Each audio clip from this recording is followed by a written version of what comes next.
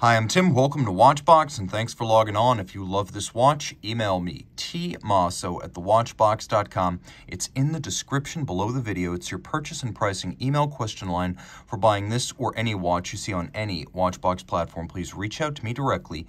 Email tmosso@thewatchbox.com for pricing. Today, we're discussing one of the most exciting watches to pass through the channel in a long time. Launched in 2017 in 500 pieces. This is the Patek Philippe Aquanaut Travel Time Advanced Research. It's reference 5650G, and it is unofficially the 20th anniversary Aquanaut, but it's more than that. It was the first of the Advanced Research Series watches to be neither focused on a calendar complication nor built around innovations in silicon technology, though it does have that. The timepiece measures 40.8 millimeters in white gold, so that's really gray gold. It's a white alloy that's white all the way through and never needs to be rhodium plated. 40.8 millimeters doesn't make it terribly large, nor does the thickness of 10.3 millimeters.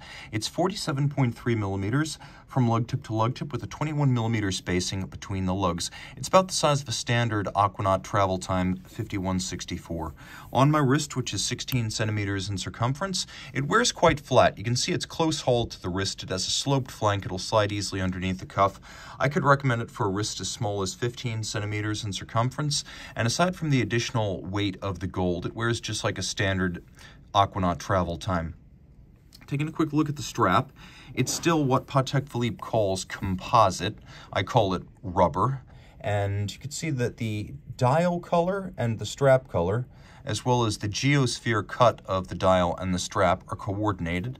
The strap here is uncut. It is a Patek Philippe factory strap in brand new condition. We will cut it to suit the length that you choose.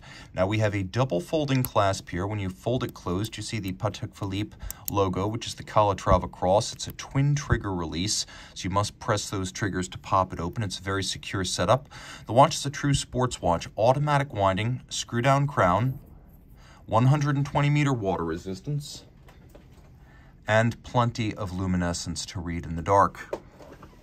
The case is simple but strong. You can appreciate that the flanks are sculpted with a longitudinal satination.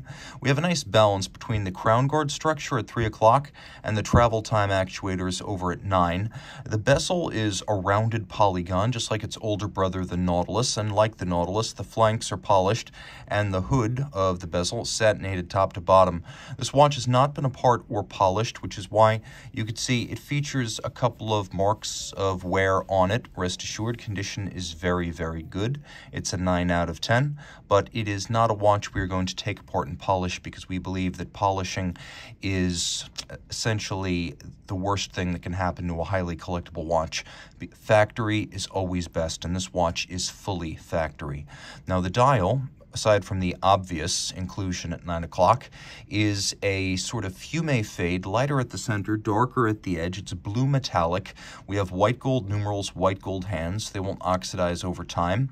We have a varnished white counterweighted lancet style seconds hand, and then we have a radial date indicator down at 6 o'clock, as well as a note that this is the Advanced Research Series. This was officially the 5th of the Advanced Research Series watches. There's a pusher on the flank that you can use to jump the radial date. Now the watch also has the travel time function introduced ages ago on Patek Philippe travel watches in the 20th century. I believe it was the 2597 that first incorporated this system, where you have pushers on the flank that allow you to break out a time zone when you need it. Now, when you don't need that second time zone, both of the hands move in 12-hour circuits, so there's absolutely no concern about these hands moving out of sync with each other and cluttering the dial. They are only visible when you want them to be visible, which is a nice setup because it gives you flexibility, but it also gives you a tighter dial when you want, and you get a local and a home time AM/PM indicator. And this is rare, frankly. On travel watches, you normally get a home indicator that will show you the difference between day and night. Here you can see day and night are denoted by white and blue segments, but here you get AM/PM clarification for both home and local time. So if you're not outdoors, you still know whether it's going to show you, for example, 7 a.m. or 7 p.m., and this is 7 a.m. Now, about that compliant mechanism, it's a fascinating thing. First, because this could have been done in silicon.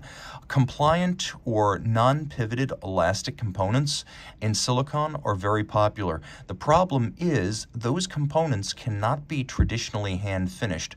So first, let me explain what's going on here. Patek Philippe opened up a lovely polished bordered aperture over a monoblock spring component. It's a compound spring, and you can see that there are little pawls on each side of a wheel that's used to regulate the travel time system. So you can see the one at the bottom now is indexing. Now the one at the top, watch how it indexes the wheel. Now it's indexing the wheel. There are no pivots.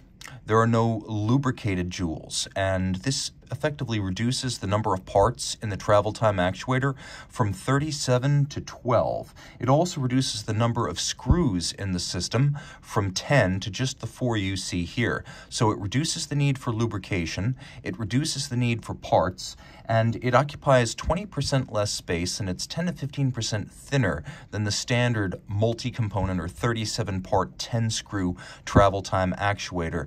Now, the degree of the flex is within the limits such that this is spring steel that acts as spring steel, so metal fatigue and fatigue cycling not factors here. Because it's CNC'd and not built up by some technique like DRIE for silicon or LIGA for nickel phosphorus, the CNC allows satination across the top and traditional mirror beveling on the edges of the components. You can see a little bit of that mirrored gleam. So while this is a technically audacious project, it is still traditional watchmaking in a traditional material, spring steel. And that was very important to Patek. They did not want some sort of machine-made machine. We know that with ChatGPT, machines can be quite clever, but this was designed to be a traditional artisanal product made and finished by artisans.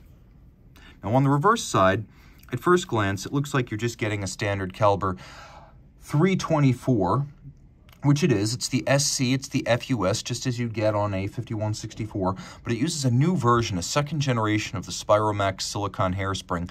You can't quite see it, but the actual thickness of the coils varies inboard and extreme outboard, creating the effects of inner and outer terminal curves like overcoils that have curves at the collet as well as the stud. The result is that the hairspring's mass is more centered than in the past, and it breathes concentrically like an overcoil. So here you have a watch that can be adjusted to no worse than -1 + 2 seconds per day.